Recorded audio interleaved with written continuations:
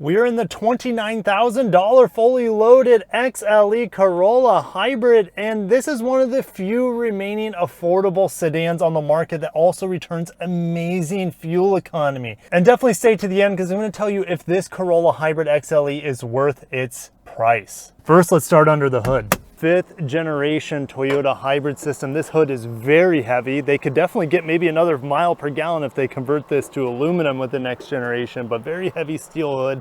The 1.8 liter hybrid system from Toyota here is in the 5th generation with this new Corolla Hybrid, 138 horsepower. I'm seeing very impressive fuel economy numbers. Let's go ahead and run that 0 to 60. Why not do a little 0 to 60 here?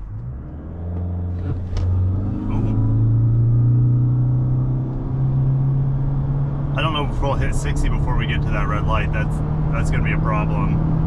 And we got it. What is it? Did I record that right? I might have to do another test. 8.78, 0 to 60, that's way faster than I was expecting. And 0 to 100 in 9.39, and there was 0% slope.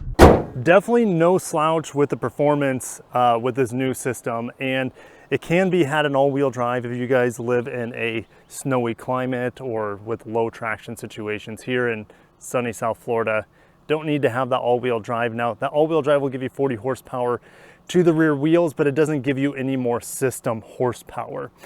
So acceleration will be about the same between the two. All right, well, just a really basic Corolla here. A few years ago, they updated the daytime running lights here. Also, we got the blue Toyota badge there denoting that this is a hybrid. We got aluminum, shiny wheels, very simple. Now, if you had the all-wheel drive model, it would say all-wheel drive somewhere in the back portion, if I remember correctly, down near the bottom. But these 16-inch wheels with these fat tires are going to give us a nice ride quality. And since the wheels are smaller than, let's say, the SE model, you're probably going to get a bit better fuel economy here. The window surrounds are just kind of a basic chrome at the top and then black at the bottom coming to the rear. Blue hybrid Toyota logo here. If that's not enough, it'll say hybrid here. Now, this will be changed. It'll go to the Beyond Zero logo, which is like kind of like a nickel-sized circle. And then it'll say HEV for the next generation. But XLE here looking nice, the Corolla badge there looking nice as well. And they don't even try to hide the exhaust tip. I like how they're like, hey, this still has a gas engine here. Nothing wrong with that. But pretty basic lights back here, incandescent bulbs for reverse and your turn indicator. Getting on the inside, I like this two-tone interior. Hard touch at the top, but even the Prius Prime that I reviewed last week had hard touch materials at the top of the door and then soft touch materials where your arm is going to be resting. Been taking my kids to school. They do say it's a small car, but honestly, there's enough leg room for them. And let's go ahead and get in here. These seats are not perforated, and I just hit my head getting in. So this seat, I would say not ideal for adults, but hey, at least Toyota gives us 2 USB-Cs here. And where's the map pocket? Come on, Toyota. Folding this down, do I have cup holders at least? I do. No rear vents, but even the Prius Prime I was in last week did not have rear vents. If you need rear vents, go get the Camry Hybrid, which actually, where this tops out around $29,000, $30,000, the Camry Hybrid starts off at. So let's go ahead and get in the front seat. Duck my head a little bit more that time around because I hit it on the way in. Now, we do have smart key access on the front door, not on the back door. All right, no memory seats, nothing fancy like that. I think, oh, okay, we do have auto down on that side. Oh, we have auto down on the back windows too.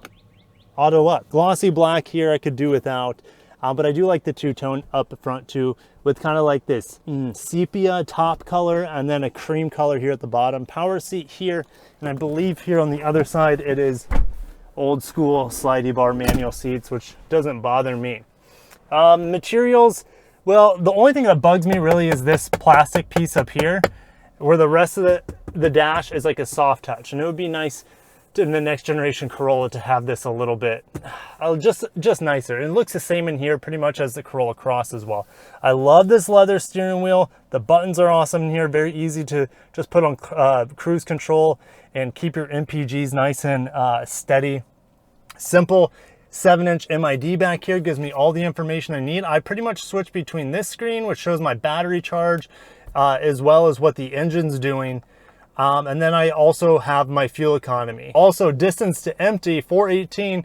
So if you take 120 plus 418, guys, we're talking about over 500, well over 500 miles of range. Very impressive here on this little Corolla Hybrid. 8-inch screen here. Apple CarPlay, Android Auto is wireless. I mean, my phone's not plugged in right now, but you do have a USB-C under here. Wireless phone charger, heated seats, which I haven't been using. And these seats, while I like the appearance of them, I think they're comfortable.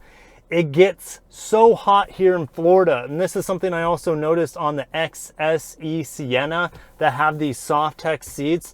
They just become sweaty back and sweaty butt machines in the summer here, and it's just I wish this was perforated for the price. We'll talk about, you know, the cloth seats when we talk about the buying guide too. But sunroof here on this XLE model, automatic climate control if I want it. And I just have, I love the basic knobs here, but I'm pretty much in manual control of the climate control to maximize my fuel economy.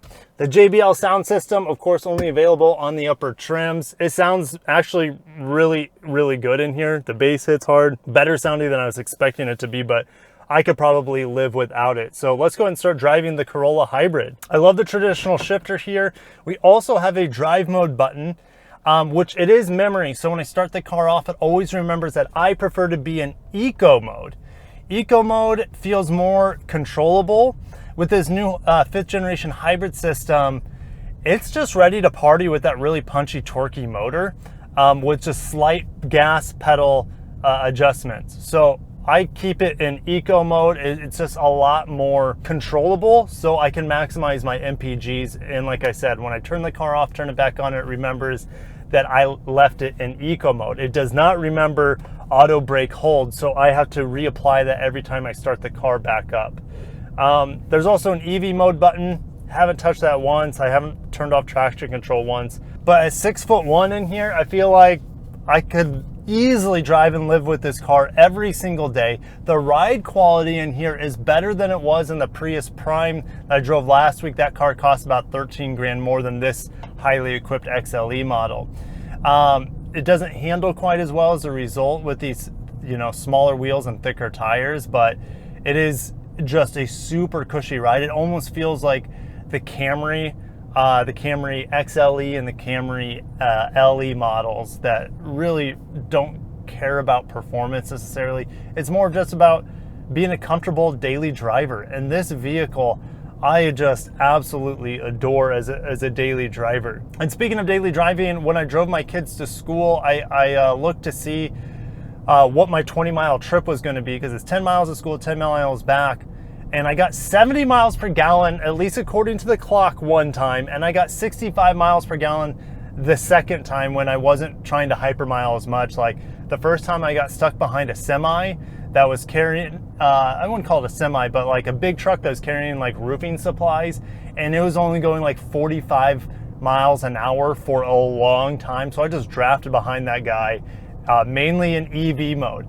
And this is something that's really impressive with the 5th gen systems, is that this will coast in EV mode for a very, very long time. And I'm gonna get out of Android Auto here. So you can see the state of the battery, I believe, on the camera here. Yep, you can see the state of the battery, what the hybrid system's doing. I feel like driving hybrid systems, it doesn't matter if it's Toyota, Honda, Hyundai, whatever, driving hybrid systems to me is super engaging, because I'm always taking a look at, not the cops or the ambulance that went by, but I'm always taking a look at like the road.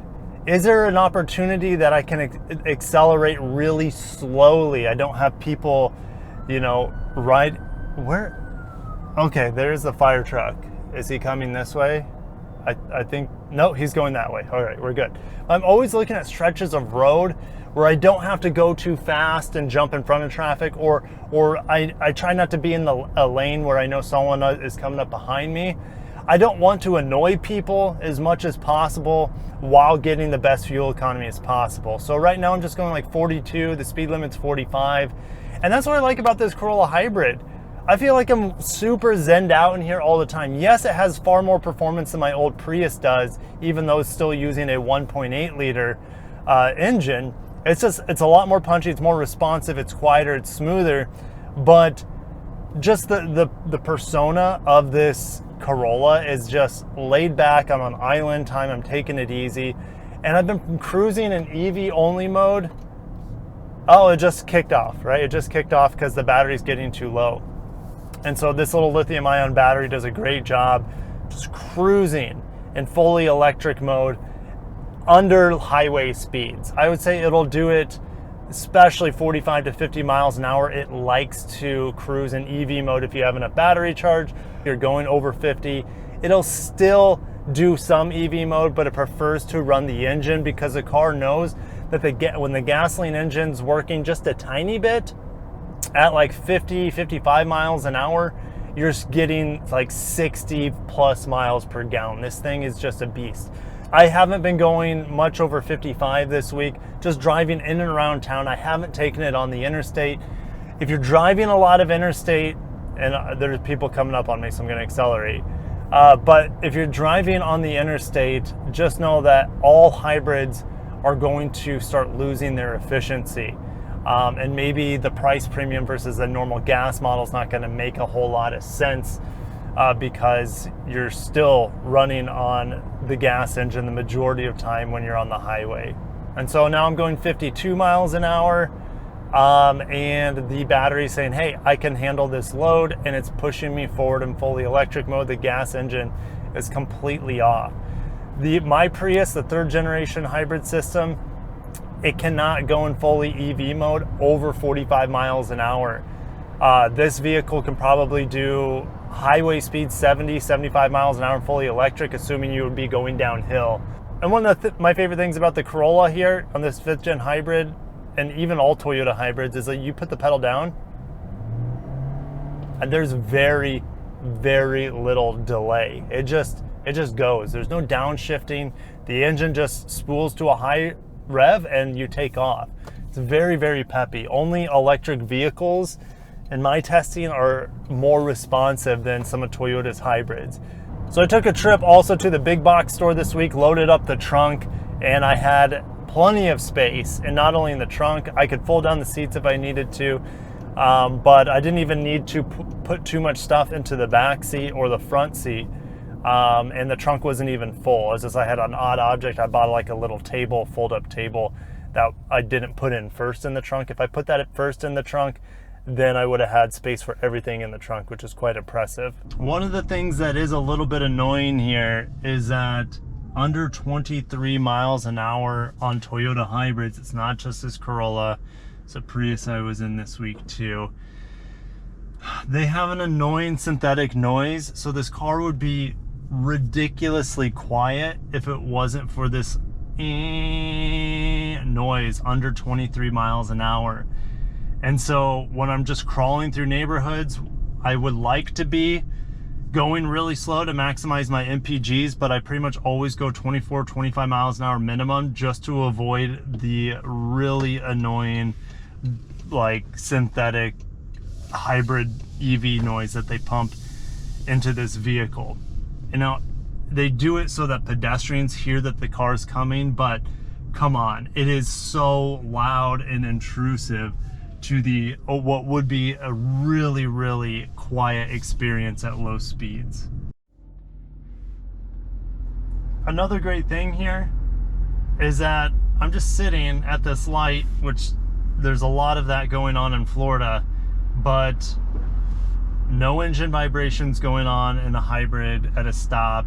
The AC's pumping just fine. That's something like, if there's no hybrid system on a car, your engine's always running, even if it has a stop-start engine feature, because there's just no battery or battery large enough to sustain cold AC pumping. So I can just sit in here at a stop sign, no noises, no vibrations other than the cars or big trucks around me, and I still have my AC blasting in the middle of summer. It's a beautiful thing. All right, looking at the Corolla Hybrid build page, we only have 3 different trim levels. The Nightshade, I guess you could call it a trim level, but I'm not going to talk about it a whole lot. So I drove the XLE, and with this starting price, to me, it's just too close to the hybrid Camry. Well, should I say the fully hybrid Camry now, with far more power, equal miles per gallon on the Camry LE. I would be going with the Camry LE if you're going to be over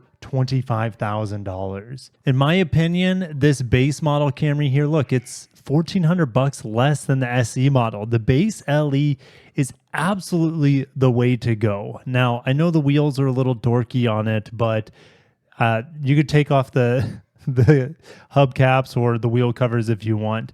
Now, we're going to stick with front wheel drive, even though you can get all wheel drive on the base model. The review sample that I had today was the Celestite and fabric, guys. Not only can you get black or light fabric, fabric is absolutely the way to go on the new Corolla because it breathes. If you're in a cold climate, maybe it doesn't matter as much to you, but honestly, the fabric not only looks pretty good, I like this little wavy pattern we have going on, but it is far superior to that vinyl, that Softex vinyl that just you stick to in the summer heat. Well, in Florida, it's all the time. Convenience package. Well, you can get these. If we look at the details here, the convenience package has a smart key system on the front doors like the XLE that I just talked about. You also have push button start. So without these convenience packages, you have key ignition. You do not have push button start, which is pretty mind-blowing to me. But you have blind spot indicators on these convenience packages. The convenience premium package, it gives you the leather trimmed steering wheel. I really like leather trimmed steering wheels, but it just keeps creeping the price up, as well as the moonroof. I could deal without the moonroof. It just depends on what you're willing to live with or without. To me, the base model, but I gotta have blind spot monitor. I'm not gonna live without that. So I'm gonna go ahead and get the base convenience package here. I'm not gonna get any options.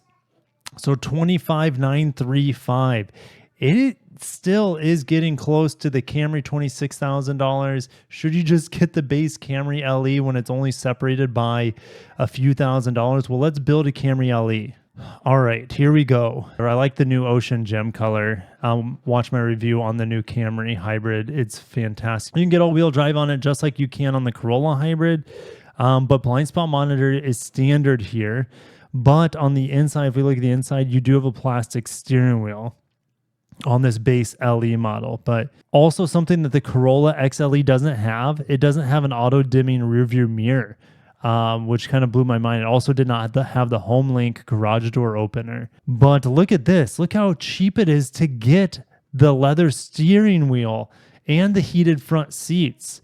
And that's cloth, so it's going to breathe wet better too. So I'm going to add that for just $600.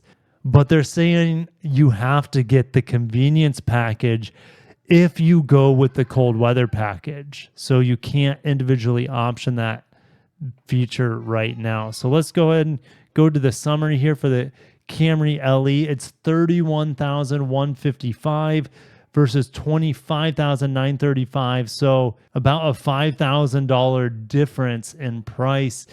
The new Camry might be worth it. And if you're looking at a top of the line Corolla Hybrid, this Camry LE blows it to pieces. I know some people just prefer to have smaller cars, and I get that, but the Camry LE is a better car in every way compared to the Corolla. So looking at the models here in my area, there are very few XLE Corolla hybrids. There's quite a few SEs, and there's a ton of the LEs. That is awesome because that's where this vehicle needs to be, in my opinion. Let's see if there's any really good deals here.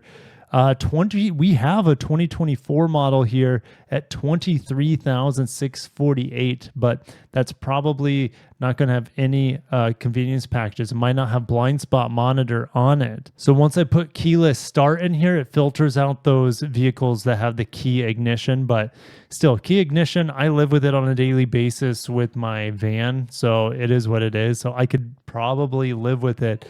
But yeah, for not that much more money, you can get the push button start and smart key front doors as well. So around $25,000, that's as much as I would want to spend on the Corolla Hybrid. It's a fantastic car, but once you get into the upper 20s, the Camry, the new Camry is just so good and so much better power, better room, better technology, more features, etc. It's just so much better than the Corolla for the price. that the Camry LE and even the base SE is a good value too. So anyways, I'm going to end it there. I love the Corolla Hybrid at around $25,000, much more than that. Like I said, just go for the Camry. And I will be driving this Camry in the press fleet in the near future. So stay tuned for that. In the meantime, watch my Camry first driving impressions that I had for you guys out in California about a month ago. Have a great day and peace.